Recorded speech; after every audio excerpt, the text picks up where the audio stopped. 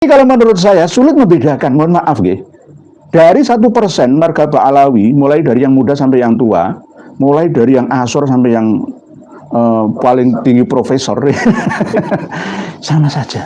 Hanya 1% ini yang tersembunyi, yang saya masih belum bisa menemukan sosok-sosoknya itu. 99%. Sekelas Prof. Quraisy ya, mbok yo, ya harusnya ya, nggak usah ngomong kayak gitu. Beliau itu dari marga Syihab, ya, Quraisy Syihab, Alwi Syihab, ya, Najwa Syihab, terus Rizik Syihab, dan Syihab-Syihab yang lain. Merasa satu marga, lalu Tuanku Imam Bonjol disihabkan Muhammad Syahab. Akhirnya ya ini dari Ba'alawi lah, ngarang dari mana? Dasarnya mana? Oh saya punya buku paling tua tentang silsilah perjuangan beliau Tuanku Imam Bonjol itu.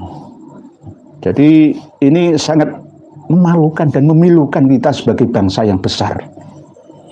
Sekelas profesor itu bisa seperti itu, apalagi yang Profesor Yasmin Syihab tua, ya. Apakah sengaja atau berbohong? Kalau berbohong itu kan tahu kalau itu salah, ditutup-tutupi, itu namanya berbohong. Tetapi kalau tidak tahu terus mengatakan itu namanya bukan berbohong, bodoh. Mohon maaf, bukan profesor. Maaf, bukan profesor itu. Sangat memalukan dan memilukan. Lewang Pangeran Diponegoro iku wong Jawa asli Mataraman. Tolong ambilkan kan apa kupluk-kupluk ini Blangkon. Aslinya foto yang dipasang itu bukan pakai serban jubah seperti kuban, enggak. Beliau itu pakai blangkon tapi blangkon ala Jogja. Terus ini pakai biskapan itu. Kalau pas perang kadang memang menggunakan itu karena memang beliau termasuk orang yang mengidolakan tentara Janissary, Turki Utsmani. Jadi kadang seperti itu, mengidolakan sosok tentara perang yang gagah berani itu. Tetapi tidak seterusnya pakai pakaian-pakaian kearaban seperti beliau asli orang Jawa. Dari mana heran saya itu. Nah inilah yang namanya sengaja. Ini memang sengaja menciptakan.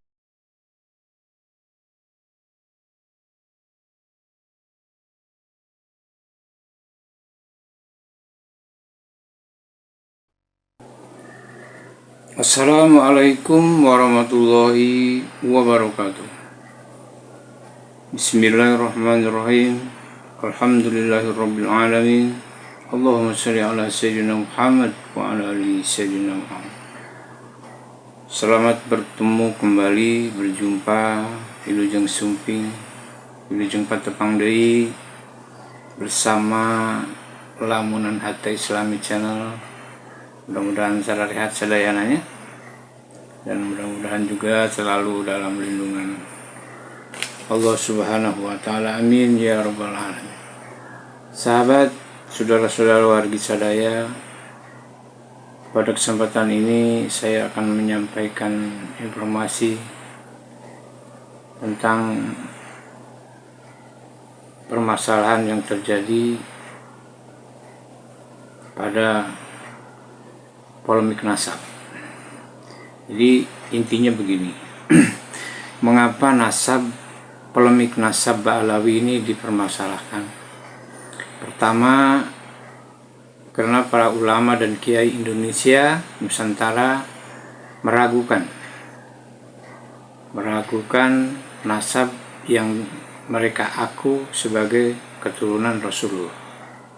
Kemudian yang kedua, melihat akhlak daripada mereka. Akhlak mereka itu jauh dengan akhlak Rasulullah, bahkan bertolak belakang, ya. Tidak ada satupun para Ba'alawi yang mengaku habaib itu berakhlak Rasulullah. Tidak ada. Berbicara keras, tidak mau dikritisi, tidak mau ditegur, ya. Bahkan inginnya dihormati, dipuja-puja. Adakah akhlak Nabi seperti itu? Dan kemudian bila menyampaikan dalam satu forum pengajian, yang disampaikan bukan masalah bagaimana kita beribadah yang baik, tapi cerita-cerita leluhur mereka. Bagaimana membanggakan leluhurnya, kotaknya leluhurnya dari Tarim, dari Hadramaut. Ya. Lalu merendahkan ulama-ulama Nusantara dengan kalimat-kalimat harupat yang sangat luar biasa. 70 ulama alim lebih mulia satu orang ulama bodoh, Habib bodoh. Kemudian kepala ulama masih lebih mulia daripada sendal para habib. Itu kan merendahkan. Tapi ulama-ulama Indonesia diam-diam saja, biar saja, husnuzon saja, ya. Nah, akan tetapi para ulama kiai yang saat ini yang berjiwa dan berpendidikan tidak mau itu, tidak menerima itu, ya. Kemudian dia melakukan kegalauan hatinya, melakukan penelitian, penyelidikan. Zamannya sudah modern, ada IT, bisa dibuka di Google, yang tidak bisa diselusuri di Google dicari ke tempatnya. Ya akhirnya sampai kepada penelitian yang ditulis oleh Kiai Haji Imaduddin, dan sampai saat ini belum ada yang bisa menindih. Dan kemudian ada lagi kabar, ya, yaitu tentang Imam Mahdi, dan Mbak Alawi mengeluarkan kitab boleh membuat kuburan palsu. Nah inilah, ya, inilah yang menyeret para kiai yang berilmu dan berpikiran maju, ya, mengoreksi, meneliti dan melakukan penelitian kepada polemik atau nasab Mbak Alawi yang jelas-jelas bukan keturunan Rasulullah. Sudah jelas, ya. Kenapa saya katakan sudah jelas? Sebab Rizik Syihab sudah melakukan tes DNA, ada salah satu keluarganya. Bahar Smith juga sudah, Taufik Assegaf juga sudah, ya. Kemudian Lutfi bin Yahya juga sudah. Dan itu ternyata bukan keturunan Rasulullah SAW. Ada di Hablu grup G, sedangkan Rasulullah grup J1, ya. Jadi apalagi dasarnya kita harus percaya kalau mereka bukan? Secara sejarah bukan, secara filologi tidak tersambung, secara genetik tidak ada. Kemudian secara DNA sudah jelas dikatakan bukan keturunan Rasulullah sebab Hablu grup G. Apalagi yang jadi patokannya? Apalagi yang jadi harus kita percaya? Jadi tidak ada dasarnya. Nah kemudian banyak permasalahan-permasalahan lain yang timbul, ya. Mengklaim sejarah, mengklaim perjuangan, mengklaim kuburan, mengganggu, merusak, ya, membuat kuburan-kuburan palsu, merusak sejarah, membelokkan sejarah, sampai PBNU pun, NU sejarah pendirian NU. Nah itulah saudara-saudara dan sahabatku sekalian yang mendorong para ulama, para kiai yang saat ini melakukan penelitian. Dan marilah kita sampaikan hal ini kepada saudara-saudara kita. Kita beritahu mereka bahwa Mbak Alawi itu memang bukan keturunan Rasulullah. Mutlak sudah hasil tes DNA, ya.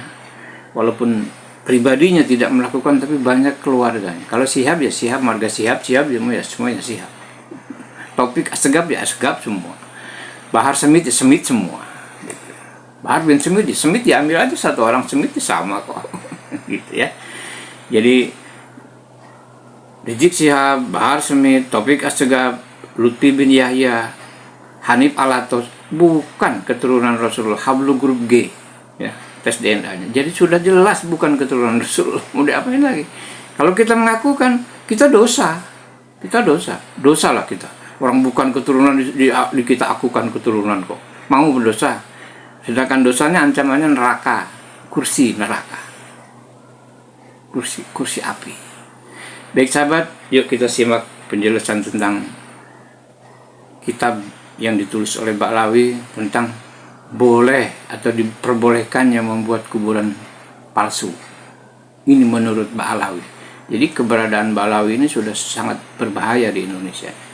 harusnya sudah dipulangkan ini. Baik sahabat, yuk kita simak penjelasan dari Kiai Haji Nur Ihya ya, tentang kitab diperbolehkannya membuat kuburan palsu. Saya maksikan, semoga bermanfaat. Saudara-saudariku semuanya, rahimakumullah. Assalamualaikum. Baru-baru ini ada info dari seorang Imam Mahdi yang ada di Lombok, Nusa Tenggara Barat ya, yang menemukan makam Kanjeng Nabi Muhammad SAW bin Abdullah. Assalamualaikum ya Muhammad bin Abdullah ya Rasulullah. Sudah saatnya makam Rasulullah terbongkar pada umatnya. Nggak mungkin rahasia kebenaran akan terus tertutup. Aku sudah Ini beliau ini. Ya Allah, ya Rasulullah. Alhamdulillah hati kamu sudah datang ke makamku bersama Abahmu dan Pak Tirto. Tidak ada yang tahu bahwa ini makam Muhammad bin Abdullah. Sesudah rahasia dibangun oleh Al-Mahdi, Imam Mahdi di sini, mungkin baru akan timbul kepercayaan. Rasulullah SAW itu diyakini makamnya ada di Indonesia, di Lombok sana. Ini bagaimana ya? Kalau menurut kitab An-Nahrul Maurud ya boleh. Boleh. Gimana lagi? Bang, kitabnya kitab Ba'alawi. Ini kitabnya. An-Nahrul Maurud karya Habib Al-Idris. Kemudian Jadi nanti saya mau bikin makam Syekh Abdul Qadir Al-Jailani di depan pondok saya, ya nggak apa-apa. Karena ada ajarannya, ada tuntunannya. Ada kitabnya, An-Nahrul Maurud. An-Nahrul Maurud. Min Bahril Fadli wal Jud min kalami imami ahli syuhud Qutbil Arifin wa Imamil Wasilin Al-Imam Al-Habib Idrus bin Umar bin Idrus Al-Habsyi, yang mana ini dikumpulkan oleh Jama'ahu Al-Imam Al-Arif Billahi Ta'ala Ubaidillah bin Muhsin bin Alwi bin Sekaf As-Sakfaf Al-Alawi radhiyallahu anhum wa nafa'ana bihim. An-Nahrul Maurud. Sebenarnya ini ada 2 juz ini. Yang juz 2-nya ini lebih spesifik, nanti akan kita baca bersama tentang dibolehkannya membuat makam-makam palsu, baik itu makam wali atau nabi. Lah, kalau menurut standar normal ya ajaran Islam ya yang berhubungan dengan Quran, hadis, ijma' qiyas ya, ya jelas haram. Jelas tidak diperbolehkan. Karena apa? Itu nanti akan membaur ya, tasyabuh, tidak jelas mana yang asli, yang benar, dan mana yang salah, yang palsu. Yang akhirnya akan membingungkan itu. Tidak ada standar khusus yang bisa dipercaya ya. Pokoknya surah al-istifadhah ya wes pokoknya. Nggak perlu dalil-dalil kitab-kitab sezaman primer atau sekunder yang mendekati, ya nggak perlu ya. Ini kan dalil mereka para habaib itu. Ini sangat berbahaya jika terus diyakini ya dengan adanya dalil dari kitab ini. An-Nahrul Maurud. Kalau para kiai ada yang ingin minta kitabnya ya saya kasih. Saya kasih. Ini menandakan bahwa ajaran Ba'alawi itu sesat, menyesatkan. Mohon maaf. Mohon maaf. Tidak hanya sesat saja, tapi menyesatkan. Aslinya itu ranah tasawuf. Tapi jumbuh tasyabuh seakan-akan menjadi suatu anjuran ajaran syariat, lalu diarahkan ke hakikat. Hakikatnya yang penting kan hatinya ya, niatnya. Bihusni niyatihi atau bihasbi niyatihi wa quwwati himmatihi wa azimatihi, tergantung niatnya. Kuatnya tergantung niatnya, yaitu tadi Saya membuat makam serta niati makamnya Syabdul Qadir Al-Jailani, tak buat di kamar saya ya boleh-boleh saja. Yahya juga sudah.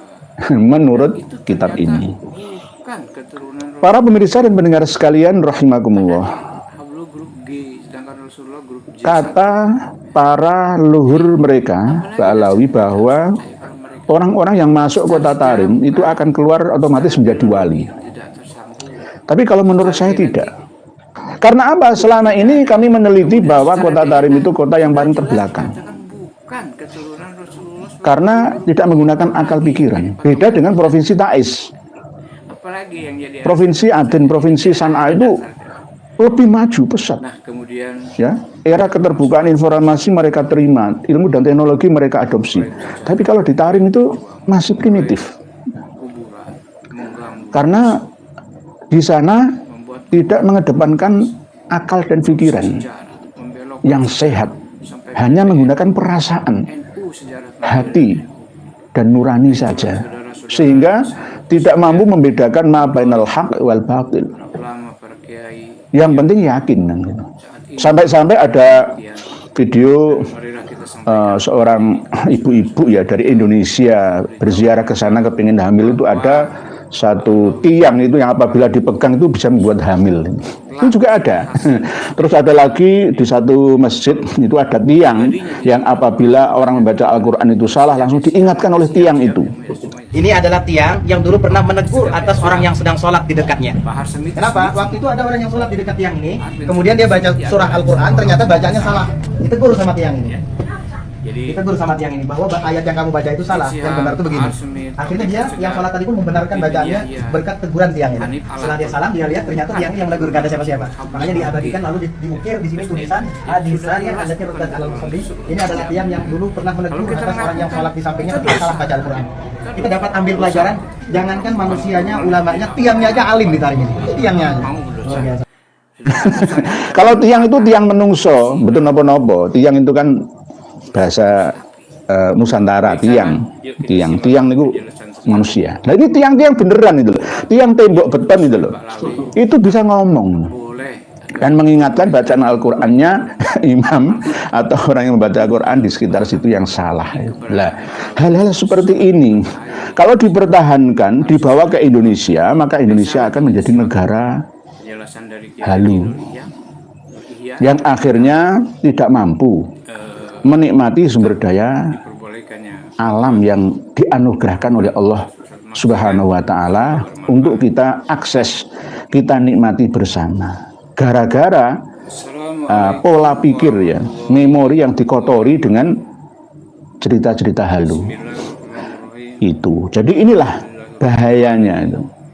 Seorang penjajah itu tidak hanya membodohkan negeri jajahannya, tetapi juga mengkaburkan sejarahnya, leluhurnya, asal-usulnya, mengkaburkan asal-usul kehebatan cerita-cerita nenek moyangnya, lalu mengkuburkan bukti-bukti manuskrip ya, sejarah peninggalan leluhurnya, lalu mengkabarkannya dengan kabar-kabar berita yang sudah dimodifikasi sesuai dengan kepentingannya. Itu agendanya. Buktinya mana? Ya buktinya sekelas Profesor Yasmin Zaki Syahab, Profesor UI lah itu, Universitas Indonesia lah ya, universitas bergengsi, nomor one ya, nomor 1 di Indonesia ya. Pola pikirnya itu saja, walaupun beliau ahli antropologi ya, budaya Betawi dan Ba'alawi ya, bisa memiliki pemikiran bahwa Pangeran Diponegoro itu Ba'abut. Di sisi yang lain Pangeran Diponegoro itu bin Yahya.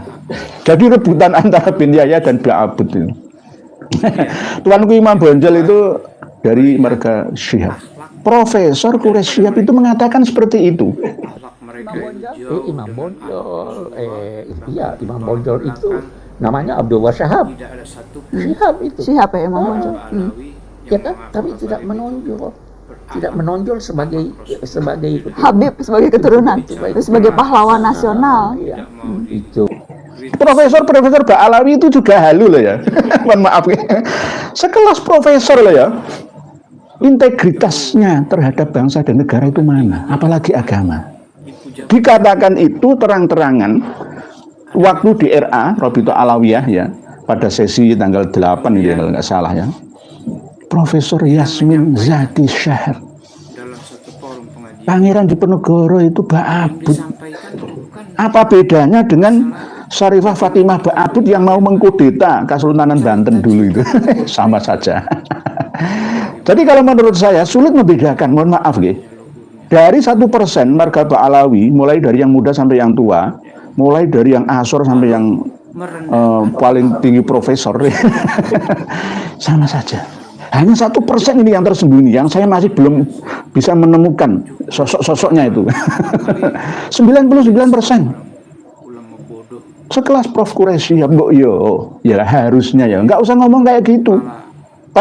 Beliau itu dari marga Syihab, ya, Quraisy Syihab, Alwi Syihab, ya, Najwa Syihab, terus Rizik Syihab, dan Syihab-Syihab yang lain. Merasa satu marga, lalu Tuanku Imam Bonjol disihabkan Muhammad Syahab. Akhirnya ya ini dari Ba'alawi lah, ngarang dari mana? Dasarnya mana? Oh, saya punya buku paling tua tentang silsilah perjuangan beliau Tuanku Imam Bonjol itu. Jadi ini sangat memalukan dan memilukan kita sebagai bangsa yang besar. Sekelas profesor itu bisa seperti itu, apalagi yang Profesor Yasmin Syihab tua, ya. Apakah sengaja atau berbohong? Kalau berbohong itu kan tahu kalau itu salah, ditutup-tutupi, itu namanya berbohong. Tetapi kalau tidak tahu terus mengatakan itu namanya bukan berbohong, bodoh. Mohon maaf, bukan profesor. Maaf, bukan profesor itu. Sangat memalukan dan memilukan. Lewang Pangeran Diponegoro itu wong Jawa asli Mataraman loh. Tolong ambilkan kan apa kupluk-kupluk ini belangkon. Aslinya foto yang dipasang itu bukan pakai serban jubah seperti kuban, enggak. Beliau itu pakai blangkon tapi blangkon ala Jogja. Terus ini pakai beskapan itu. Kalau pas perang kadang memang menggunakan itu karena memang beliau termasuk orang yang mengidolakan tentara Jeniseri Turki Utsmani. Jadi kadang seperti itu, mengidolakan sosok tentara perang yang gagah berani itu. Tetapi tidak seterusnya pakai pakaian-pakaian kearaban seperti beliau asli orang Jawa. Dari mana heran saya itu.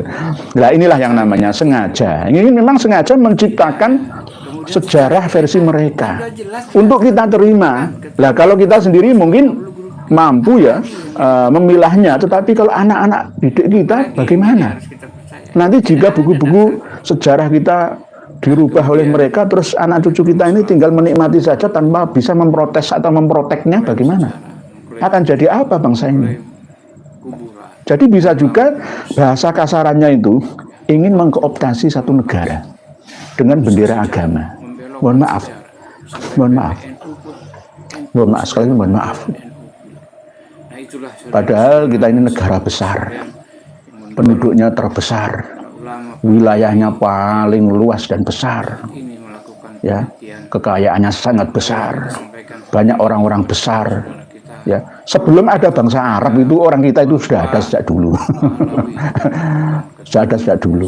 Cerita tentang negara Sabah ada di Yaman itu nanti akan kami mentahkan, akan kami patahkan. Insya Allah di waktu yang berbeda. Jadi kita ini kelemahannya adalah tidak berani meluruskan pembeloan yang selama ini mereka lakukan. Kita kadang-kadang masih biarkan saja lah, nggak ada pengaruhnya. Oh, nggak bisa. Tesisnya Siti Fatimah yang mengatakan bahwa makam KRT Sumodiningrat itu ada di Lamper Kidul Semarang, sudah terbit kok di ACC dan menjadi sarjana S2 kok. Ayo, kita mau apa? Nanti suatu saat itu akan dijadikan sebagai rujukan, referensi, penelitian oleh mahasiswa-mahasiswi kita berikutnya. Nah, ini sangat berbahaya. Apalagi ketika ada tulisan dari Badan Statistik Nasional Surakarta ya, yang mengatakan bahwa yang berziarah ke makamnya Habib Ali bin Muhammad Al-Habsyi itu ada 800 juta orang. Sudah ada bukunya itu, Badan Statistik Nasional ya, wilayah Surakarta. Nah, ini kan sangat berbahaya. Oleh sebab itu kita harus waspada, jangan terlena, jangan terlena. Oleh sebab itu juga harap saudara-saudara yang menemukan kejanggalan makam-makam palsu bukan saja, tapi tetap menggandeng aparat setempat. Ya, jangan main hakim sendiri. Termasuk yang di Ulu Jami, ya, Pemalang itu sudah bagus, melibatkan aparat desa setempat. Karena memang ceritanya yang dimakamkan di situ adalah petakik, tukang ngurus kuda. Kok bisa jadi Habib bin Yahya? Ya karena memang ngabdi dalamnya Habib yang ada di Pekalongan itu. Akhirnya dikasih marga bin Yahya. Kok bisa ya membangun kubah di atas makamnya yang begitu megah ya, di makam umum ya, pemakaman umum ya, kok bisa ya? Kemana saja kemarin warga di sana itu? Kecolongan ya, tapi nggak berani, mungkin takut sama dinasti Pekalongan ya. Akhirnya sekarang nggak ada yang ditakuti lagi. Ini karena perjuangan kita bersama, Kiai Imad, ya, Raden Syarif Rahmat, ya, Gus Abbas, Gus Aziz Jazuli dan kawan-kawannya. Jadi jenengan semua juga terlibat, PWI, LS sudah berdiri di mana-mana. Di Sukabumi 41 makam palsu dihancurkan, ya. Di Wonosobo 78 makam palsu dirubuhkan. Ya. Ini bagian daripada tanda-tanda rungkatnya dinasti Ba'alawi yang ada di Nusantara. Insya Allah seperti itu. Walaupun toh ada penutupan tentang diskursus nasab oleh RA, sudah disahkan bahwa nasab tidak bisa dibahas sendiri, disahkan sendiri, nggak bisa. Yaitu sama dengan iktikadiyah bukan ilmiah, bermain keyakinan. Nanti akan tetap ya tidak ada hasil kita menyadarkan mereka. Kalau kita biarkan seperti itu, tetap akan berlanjut perjuangan untuk mencerdaskan bangsa. Tetap akan kami lakukan berdasarkan keilmuan, bukan kedengkian, kebencian. Para pemirsa dan pendengar sekalian rahimakumullah. Nah, ini saya bacakan bahwa membuat makam palsu itu boleh-boleh saja. Menurut kitabnya Ba'alawi An-Nahrul Maurud. Wa kana yaqulu, dan beliau Habib Aidrus berkata, yang bagi liman ajaza an ziyarati ba'dil auliya bal wal anbiya ayyushakhisa dari hadza dzalikan nabi awil wali suratan hissiyatan. Beliau Habib Idrus ini berkata, sebaiknya bagi orang yang tidak mampu untuk menziarahi sebagian para wali. Ziarah wali songo kan berat lah ya. Daripada begitu lebih baik menciptakan makam songo, ya nggak apa-apa. Jejer-jejer ya. Jadi langsung makam Maulana Malik Ibrahim, Sunan Mbah Sunan Ampel, Sunan Giri, Sunan Derajat, ya Sunan Bonang, Sunan Kudus, Sunan Muria, Sunan Kalijaga, Sunan Gunung Jati, langsung daripada soro-soro Cirebon sono. Langsung di sini saja. Yang penting niate kan gitu. Karena apa? Roh jiwa manusia yang meninggal dunia itu peyar, melalang buana di seluruh udara sana. Bagi orang yang tidak mampu ya, atau memiliki alasan tertentu, tidak bisa menziarahi makamnya Kanjeng Nabi Muhammad, makamnya Nabi Hud, makamnya Nabi Ibrahim, Nabi Yunus, Nabi Yusuf, dan lain-lain. Bahkan makamnya Syekh Abdul Qadir Al-Jailani, Syekh Abil Hasan Asy'adili, Imam Syafi'i, Imam Hanafi, Imam Hambali, Imam Maliki ya. Dia boleh membangun doreh. Doreh itu ya yes, kuburan, yes, batu nisan gitu, dibentuk dari kayu atau batu atau kain ya. Nabi atau wali itu. Nabi atau wali itu. min saubin au nahwihi, dari bahan kain ya, baju atau mori ya, kain kafan itu lebih sakral ya. Tsumma yastahdiru ruhaniyatahu, lalu niat untuk menghadirkan ruhaniyahnya orang yang diziarah itu, wa yazurahu, dan menziarahinya. Wa ya'malu ma ya'malu law hadara inda barihi, dan melakukan sesuatu sama seperti ketika berziarah langsung. Misalkan saya ziarah ke makam Mbah Sunan Bonang, ya sama seperti ketika saya asli ziarah di makam Mbah Sunan Bonang itu. Fa innahu yahsulu lahul madad, maka perbuatan itu sesungguhnya mampu menghasilkan keajaiban pertolongan ya, kemanfaatan ya, kemaslahatan min dzalikal wali awin nabi, mendapatkan karomah dan maunah syafaatnya nabi, karomahnya wali itu. Bihasbi niyati, tergantung niatnya. 166 sampai 167 ya. Bihasbi niyati wa quwwati himmati, dan kuatnya semangat ya. Semangat, antara niat dengan himmat itu saudara kembar.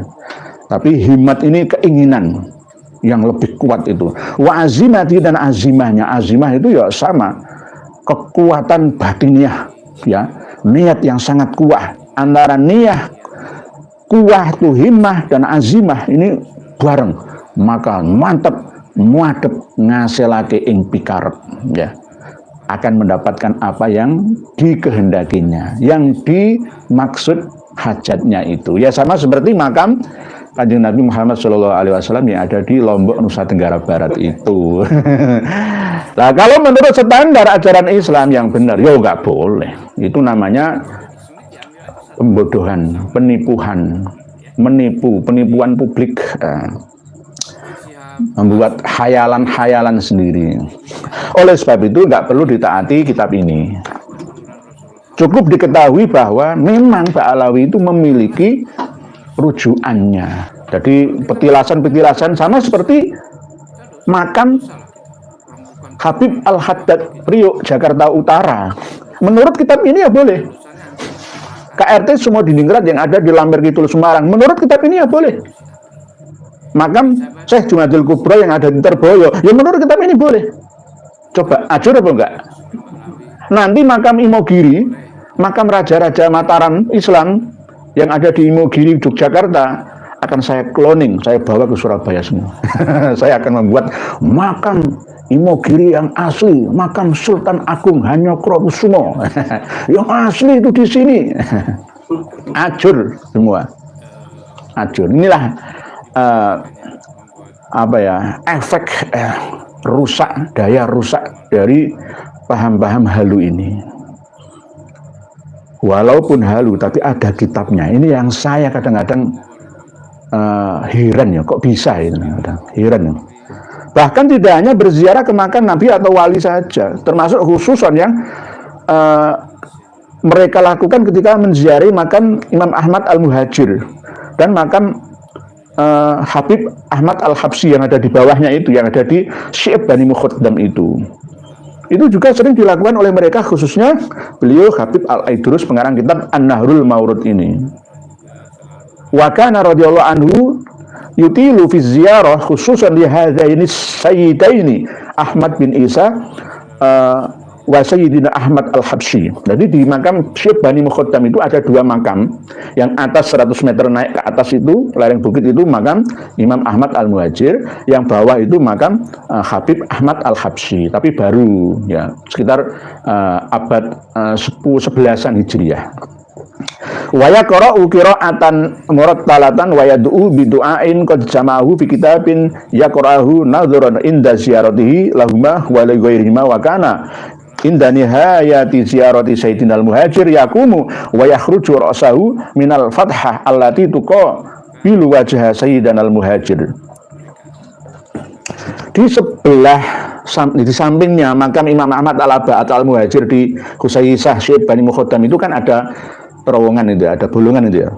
Bolongan itu katanya kalau pas ziarah ke sana itu ngundang, orang-orang Indonesia ke sini, sama dengan wa adzin fin nasi bil haji ya'tu karijalan wa ala kulli dhamirin ya'ti min kulli fajjin amik itu.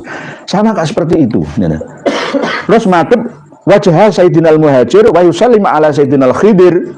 Tidak hanya menghadap wajahnya Imam Ahmad al-Muhajir, tapi juga mengucapkan salam kepada Nabi Khidir bal ya ibnu Mulkan. Wa yaqulu anna Sayyidina al-Khidir alaihissalam yusyarrifu kulla yaumin min tilkal fatrah, menampakkan diri di bolongan itu. Ada bolongan, nanti jenengan lihat sendiri makam Imam Ahmad al-Muhajir. Ada bolongan itu. Nah, itu setiap hari ya, kulla yaumin kok. Nabi Khidir itu selalu menampakkan diri di situ. Min tilkal fathah wa yusallimu ala Sayyidina al-Muhajir, dan mengucapkan salam kepada Imam Ahmad al-Abah an-Nafat katanya yang bernama Ahmad al-Muhajir itu radhiyallahu anhu. Nah, ini ada kitabnya. Nah, ini halaman 181. Jadi mulai 160 sampai 190 ini ada poin kalimat-kalimat penting ya yang bisa kita pahami bersama, bahwa ternyata mereka itu hanya menggunakan perasaannya saja, tidak menggunakan akal sehatnya. Padahal kekuatan kelebihan manusia itu terletak pada akal sehatnya. Ahsani takwimnya manusia itu terletak pada akal, pikiran yang sehat yang Allah berikan, tetapi ditanggalkannya guna untuk mengikuti halusinasinya saja. Nah, ini kitab An-Nahrul Mawrud tidak hanya makam wali yang bisa diduplikasi, makam Nabi pun bisa. Begitu juga ziarah-ziarah manapun yang menyulitkan ya atau lemah untuk mendatangi terlalu jauh makamnya, maka cukup membuat makam-makam palsu. Ya, di dekat sini, makanya Imam Syafi'i saya bangun di Surabaya ini ya boleh. Menurut kitab ini. Oleh sebab itu inilah yang namanya kesesatan yang nyata. Tapi anehnya ada kitabnya. Berarti panjenengan semua bisa menyimpulkan ajaran apa ini, kan gitu. Kesimpulan atau bahasan akhirnya adalah bahwa ternyata ajaran mereka itu menyimpang. Karena ada tuntunan kitabnya dari leluhurnya sampai sekarang. Yang saya masih acungi jempol dari 100% ya, itu ada 1% diantaranya adalah pengarang kitab Idhamul Qut ini, yakni Habib Abdurrahman bin Ubaidillah As-Saggaf, Mufti Hadramaut ini. Ini hidupnya setelah pengarang kitab yang kita bahas kemarin, Al-Istizadah. Bukan Al-Istizadah. Kalau Al-Istizadah itu cucu Samsuddohiro. Samsuddohiro kan Habib Abdurrahman Al-Masyhur, itu juga Mufti Hadramaut, tapi ini Habib Abdurrahman bin Ubaidillah As-Saggaf. Wafatnya tahun 1275 Hijriah. Ya. Ini kacek selawe tahun dengan Syekh Yusuf bin Ismail An-Nabhani. Nah, ini penting ya untuk kita buka apa yang beliau tuliskan dan sampaikan, bahwa beliau sangat-sangat profesional walaupun dari kalangan Ba'alawi sendiri. Wan taqala minha ila qarah dusyab, kitab Idhamul Qut halaman 781. Falam ya'nas biha.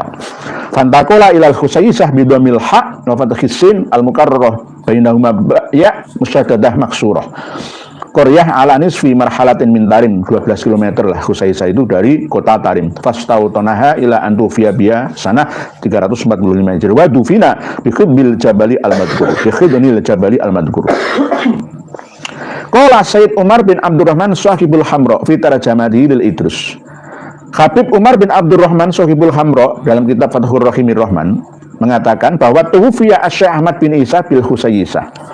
Imam Ahmad bin Isa al-Muhajir menurut mereka itu wafat di Khusaisah. Wa dufina fi Syibya, dan dimakamkan, dikuburkan di lereng gunung yang ada di Khusaisah. Tapi walam yu'rafil ana mau diukobri, tapi tidak diketahui sampai sekarang tahun 889 Hijriah itu letak kuburannya Imam Ahmad al-Abah. Jenengan hitung 345 nggih.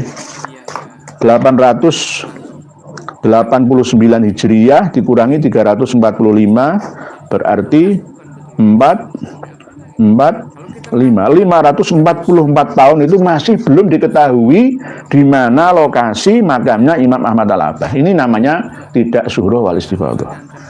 5 abad lebih, 544, walaupun di Al-Jauharus Syaffaf 855 itu juga diterangkan oleh Syekh Abdurrahman bin Muhammad Al-Khatib, ya, itu dikuatkan oleh Habib Umar bin Abdurrahman Shahibul Hamro, bahwa sampai tahun 889 Hijriah alias selama 544 tahun itu masih belum ditemukan makamnya Imam Ahmad Al-Abbah. Walam yu'raf al-ana maudhi'u qabri. Ini loh paling penting. Walam yu'raf al-ana maudhi'u qabrihi. Dan tidak diketahui sampai sekarang 889 Hijriah di mana letak lokasi kuburannya Imam Ahmad Al-Abbah. Nah, ini paling penting.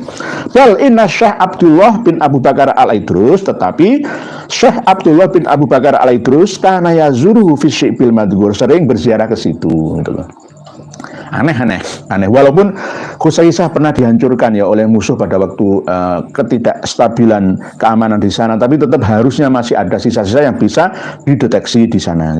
Waqala inna Syekh Abdurrahman kana yazuru. Syekh Abdurrahman As-Segaf ya kana yazuru. Berdasarkan dua Habib ini loh, Habib Abdullah bin Abu Bakar Al-Idrus dan Habib Abdurrahman itu menziarahi tempat itu. Wa huwa zahirun. Lah ini menjelaskan fi annahuma kana yazuranil jabal biduni ta'yini maudhi'in. Kedua Habib itu menziarahi gunung atau lereng bukit itu dengan tanpa menentukan tempatnya di mana. Nah, ini berarti kan sama ya makam palsu. Sama. Arti makam Imam Ahmad Al-Abbah dibantah kayak apa? Saya punya datanya semua. Nggak bisa. Itu makam palsu. Makam palsu. Kalau nggak percaya, ayo digali bersama. Rame diziarahi umat manusia itu baru abad-abad terakhir ini saja. Dulunya nggak ada. Nggak ada. Dibangun Mekah itu ya baru-baru saja. Dulunya nggak ada. Ini yang mengatakan bukan saya. Dari kalangan mereka sendiri, Habib Abdurrahman bin Ubaidillah As-Segaf Mufti Hadramaut Yaman. Ayo, bantahan. Golemu dewe. Ayo. Ini Amalan adapun ya 150 tahun yang lalu lah kemungkinan fakot ayanuhu, orang-orang sudah menentukan titik di mana makam Imam Ahmad Al-Abbah Al-Muhajir itu.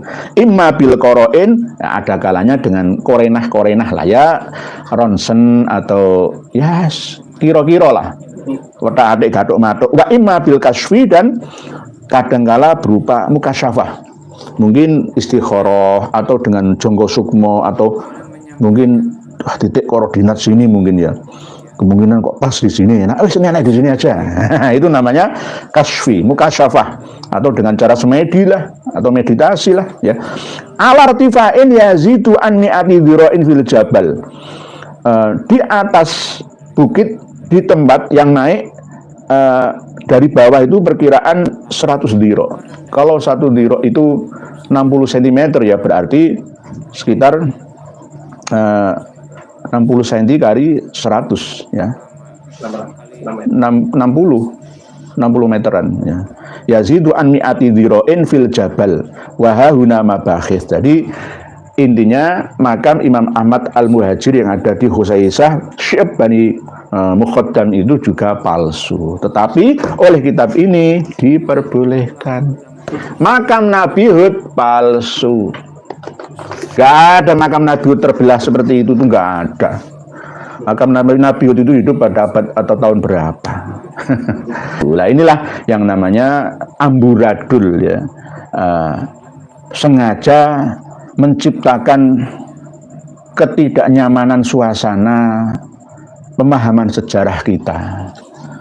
Di antaranya diikuti oleh sekelas Imam Mahdi versi Lombok sana, yang akhirnya menemukan makam Rasulullah SAW tidak di Madinah makamnya, tapi di Lombok Nusa Tenggara itu.